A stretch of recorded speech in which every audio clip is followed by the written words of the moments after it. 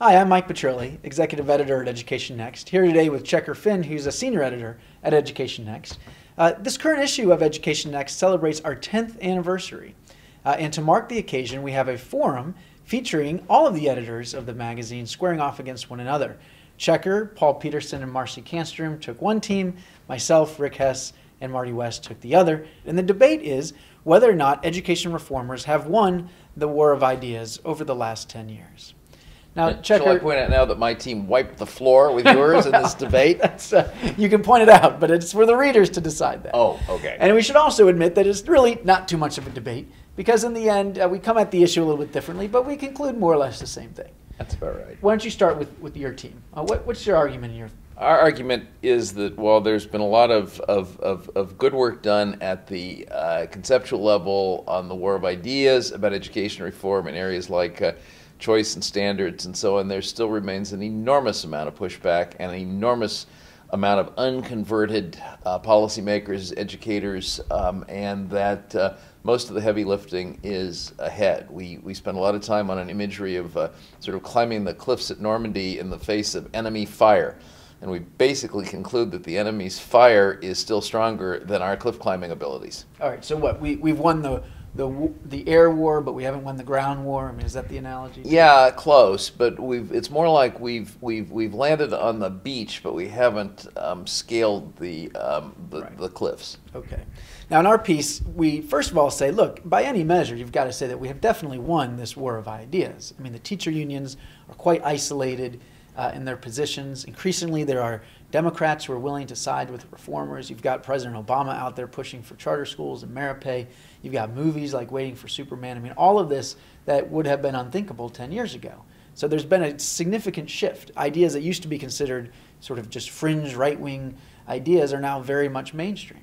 And that's a significant shift. However, and our argument is that there's really a concern now that we're going to turn this into a Pyrrhic victory, that reformers are taking these victories and then pushing some of these ideas to extremes that are not productive. So, for example, overselling reforms and trying to make the case that these reforms are going to eliminate the achievement gap overnight, for example, or taking decent reform ideas like accountability or performance pay, but designing the actual policies in such a way that they're unworkable, that they have unintended consequences, just not thinking things through.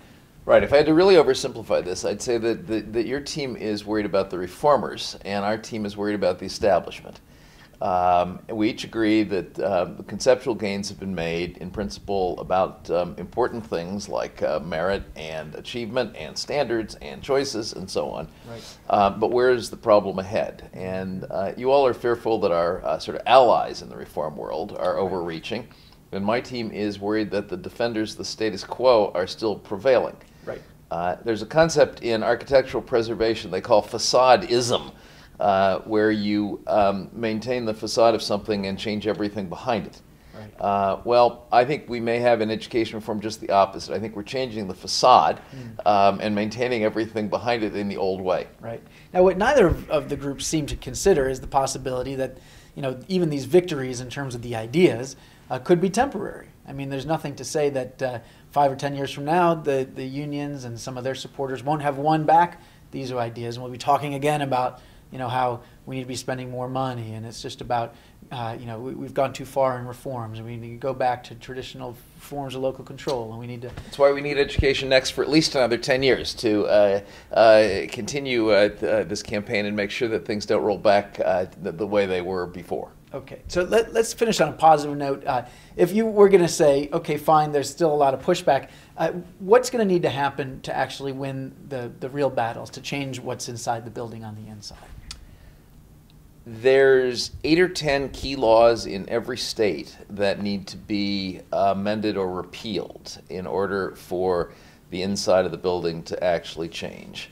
A lot of them involve personnel and funding and the way we gauge student performance and the way we define a school and the way we deliver instruction. There's a handful of statutes that, until they are amended or repealed, are going to keep things more or less the way they are, in spite of all the conceptual victories. All right, and I would argue that the growth of the advocacy sector in education reform, the Democrats for Education Reform, Michelle Rhee's new group, Stand for Children, really trying to play in the political field, makes those laws changeable. with the right political oomph. From our perspective, I would say that the main thing that we need going forward is humility on the reform side, and being willing to be open to experimenting, to seeing what works, and to not getting stuck by fighting for these specifics that don't make sense. You know, performance pay, yes, let's try to figure out a good way to do performance pay. Doesn't mean that it has to be 50% based on a teacher's value-added score. Let's have the humility to say, hey, we're trying some new things, we're going to make some mistakes, and let's figure it out as we go along, and be willing to be adult about it and say, hey, you know, we're not just going to fight these political fights, we're also going to try to get it right.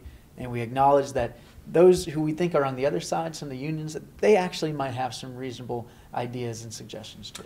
Well, being a humble guy myself, I would say that what we really need going forward is courage, perseverance, and doggedness in the face of relentless enemy fire.